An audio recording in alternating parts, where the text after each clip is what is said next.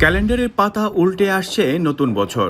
গোটা পৃথিবী নানা ঘটন অঘটনের সাক্ষী হয়ে শেষ প্রান্তে দাঁড়িয়ে ২০২৪ সাল।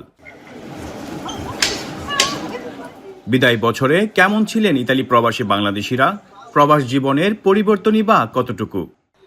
২০২৪ সালে আমি ইতালিতে নতুন এসেছি। আসলে অনেক আশা নিয়ে পরিবার পরিজনকে সুখে রাখার জন্য দেশ থেকে প্রবাসে এসেছি। আসলে আমাদের যেটা স্বপ্নের ইতালি, সেটা আসলে অনেক বাধ্যবাধকতার কারণে এই ২৪ সালটি পূরণ হয় নাই।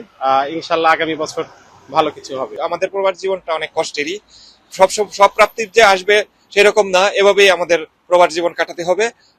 আশা করি সামনে ২০২৫ সাল আমাদের প্রাপ্তি আসবে ইনশাল্লাহ। বছর শেষে প্রাপ্তির প্রশ্নে স্বজনদের হাসিমাখা কণ্ঠস্বরই প্রতিটি প্রবাসীর বড় অর্জন বলে মনে করেন তারা। আমি আশাবাদী ২০২৫-এ যেহেতু জুবলি অনুষ্ঠান শুরু হয়ে গেছে, যেহেতু আমাদের ব্যবসা ট্যুরিস্ট নিয়ে, আশা করি অনেক ভালো ব্যবসা করব ইনশাল্লাহ। আর আমরা যদি ভালো ব্যবসা করতে পারি, প্রবাসীরা দেশের ভিতরে অনেক রেমিডেন্স পাঠাতে পারবো। ২০২৪-এর যে ব্যর্থতাগুলো আমাদের আছে, এগুলো আমরা ২৫-এ ফুলফিল করতে চাই।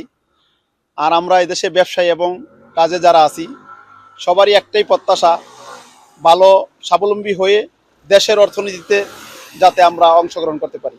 পরিবর্তন আসুক বা নাই আসুক, নতুন ধাঁচে নিজেকে সাজিয়ে নিয়ে প্রবাসীরা বদলে দিতে চায় দেশের অর্থনীতি। বিশ্বব্যাপী ছড়িয়ে থাকা প্রবাসীদের জীবন ও জীবিকা ভিন্ন হলেও তাদের অভিন্ন গল্পগাথা। জীবন যুদ্ধে কঠিন এক বাস্তবতার মুখোমুখি হয়ে নতুন বছরের রঙিন স্বপ্ন পূরণের প্রত্যাশায় ইতালি প্রবাসী বাংলাদেশিরা। মনিরুজ্জামান মনির, এখন ইতালি।